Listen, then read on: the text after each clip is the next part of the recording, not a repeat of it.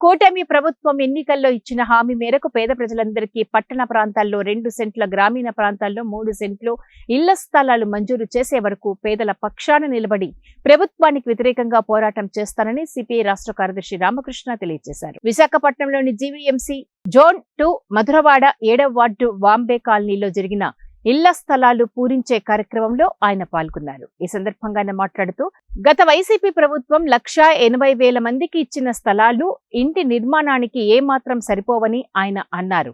కూటమి ప్రభుత్వం పట్టణంలో 2 సెంట్లు, గ్రామీణ ప్రాంతాల్లో 3 సెంట్లు ఇచ్చి ఇళ్ల నిర్మాణానికి 5 లక్షల రూపాయలు మంజూరు చేయాలని ప్రభుత్వాన్ని కోరామని, అందుకు సానుకూలంగా ఉందని తెలిపారు.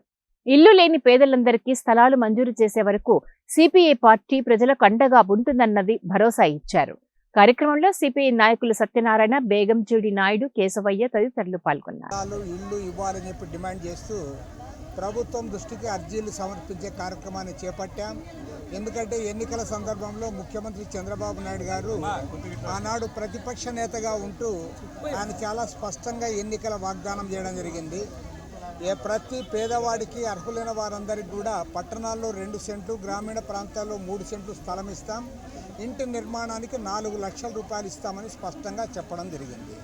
ఇవాళ ప్రభుత్వం అధికారంలోకి వచ్చి 7 మాసాల అనంతరం ఈ ఇష్యూను టేకప్ చేయమని